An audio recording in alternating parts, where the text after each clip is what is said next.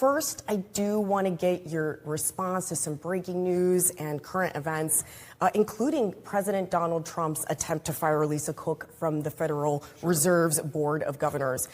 He says it's over alleged mortgage fraud, but she has not been charged with a crime. Is this about forcing the Fed to cut interest rates? Well, a couple of things here. So first of all, I don't think anybody doubts that Lisa Cook committed some mortgage fraud. Whether a local authority decides to prosecute or federal authorities prosecute, or of course the president doesn't get involved in those decisions.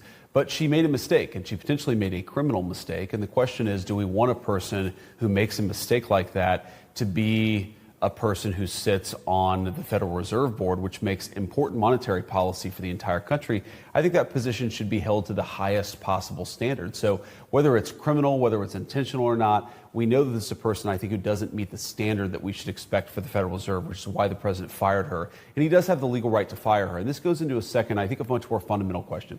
Let's just say, for the sake of argument, that Lisa Cook had done absolutely nothing wrong.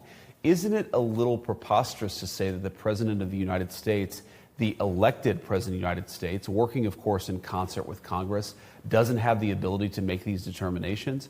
What people who are saying the president has no authority here, what they're effectively saying is that 7 economists and lawyers should be able to make an incredibly critical decision for the American people with no democratic input. Like, I thought the people controlled this country, that people made the determinations in this country through their elected representatives, including the President of the United States. I don't think that we allow bureaucrats to sit from on high and make decisions about monetary policy and interest rates without any input from the people that were elected to serve the American people. And I think that's fundamentally what this is about.